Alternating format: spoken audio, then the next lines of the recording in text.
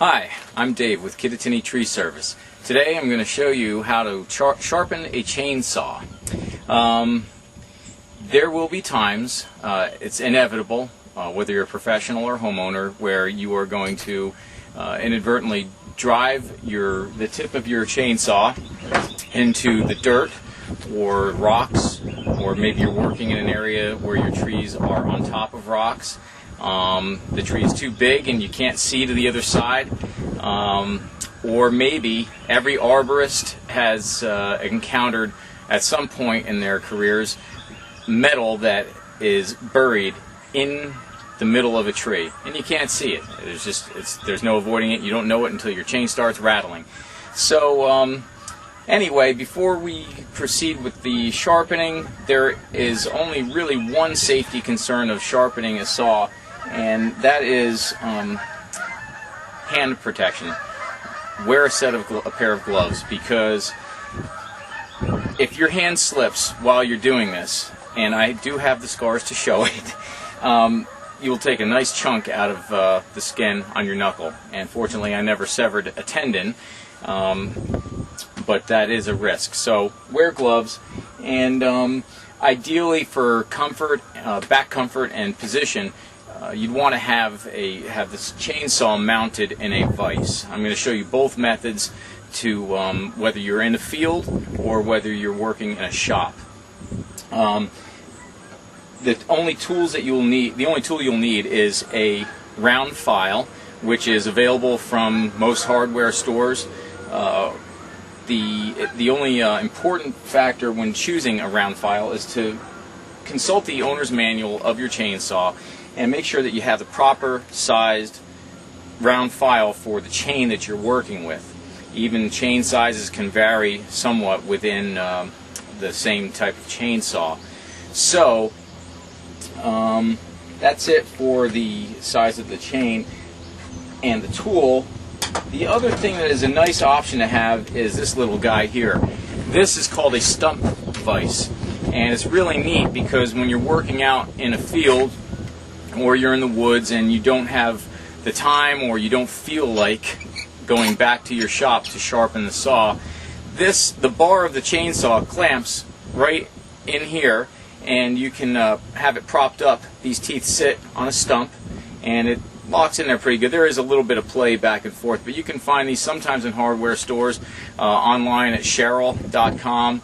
That's a tree and arborist supply company, but they come in pretty handy.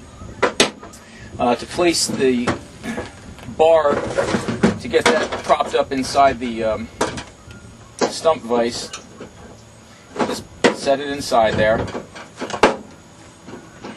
Tighten the little wing nut here, making sure that the bottom of the chain is not contacting the stump vise.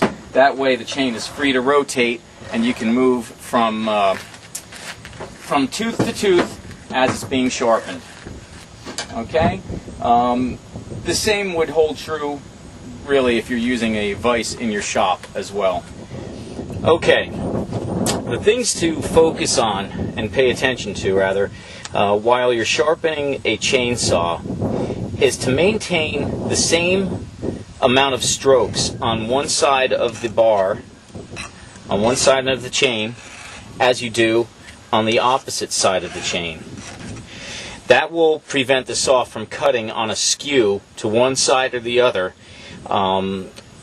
when you're actually driving it into the wood, and it really makes a hassle to keep a nice straight cut. The saw will get jammed and it's really a pain in the butt. So also, while you are sharpening, try and maintain consistency with your angle of the file, whether it's like this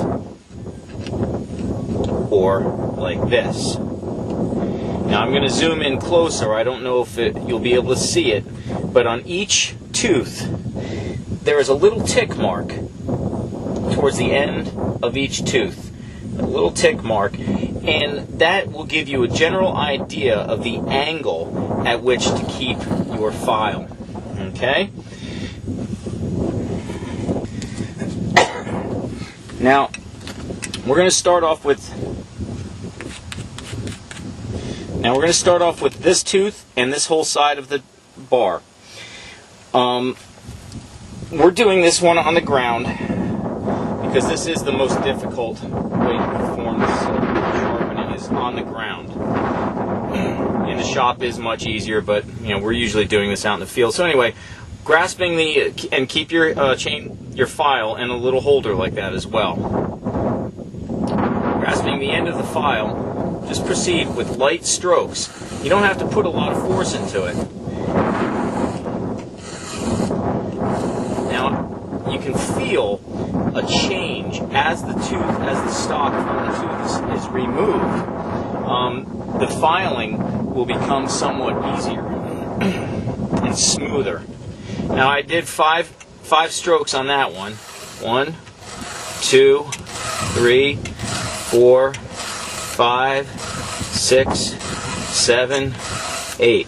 Now, I went to 8 on that because this tooth had a little chip taken out of the end. I don't know if you can see this one also. It's a little rounded off. This one is okay. So what I'm going to do is go back to this one and take 2 more off of here.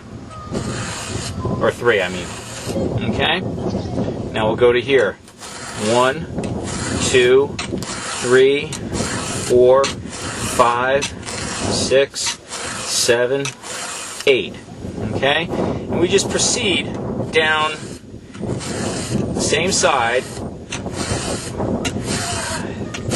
Whoops. 6, 7, 8. Okay? And now, occasionally you can tap out the filings out of the file itself, and tap out the filings just to keep the file clean, and then proceed on to the next one. And you can just keep going like this along one side. 3, 4, 5, 6, 7, 8. And then once you're done with that whole side, move on to the other. Now this, depending how ambidextrous you are, this takes some time to get the hang of. And this is where the bench-mounted vise really comes in handy, because then you can use the same hand positioning from the same side. Okay, so I've put our saw onto a piece of cardboard just because I'm working on a gravelly type of an area and I'm starting to get little holes in my knees. But anyway, continuing on with the opposite side. 2, 3, 4, 5, 6, 7, 8. 1, 2, 3, 4, 5, 6, 7, 8. 1, 2, 3, 4, 5, 6, 7, 8. And in addition to feeling the amount of drag on the file change when you're filing a saw, you can also see sometimes through the use and maybe hitting a rock or dirt, there will be some change. You can see where it's dull at the tip, and it could be a little bit rounded.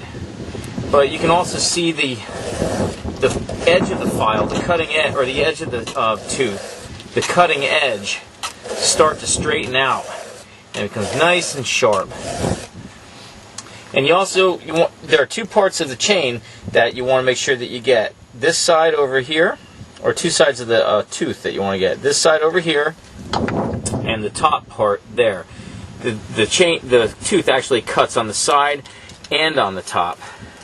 So I'm going to go ahead and finish this whole side of the bar.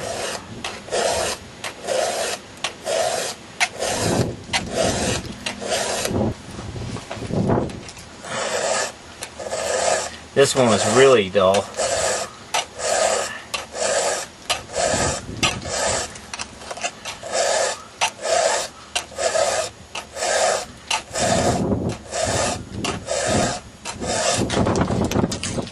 now we're on to the other side, trying to finish this up.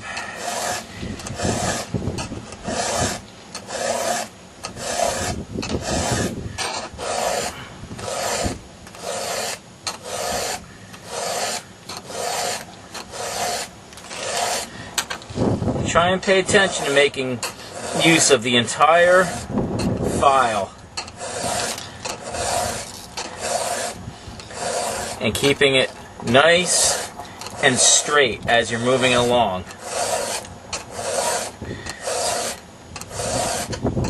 Kind of like if you're using a pool cue.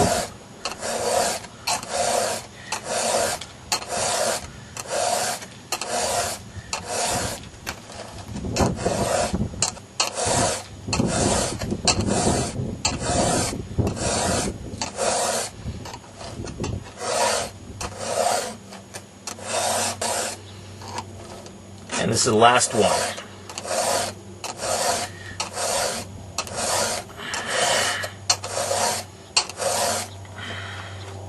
They look good. Nice and shiny and nice and sharp. Alright, well, chainsaw is nice and sharp now. We're ready to cut some wood.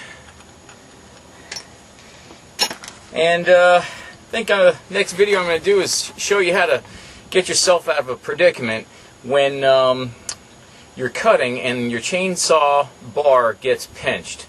There are ways to cut the wood so that you can kind of read the forces that are being applied to a log if you're cutting from one position or from the top or from underneath.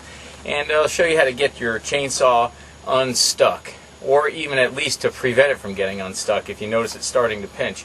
But anyway, that's it for sharpening now. Don't forget round file, handle, gloves, and also don't forget www.kittatinnytree.com. Check it out. It's a cool website. We're always adding stuff to it.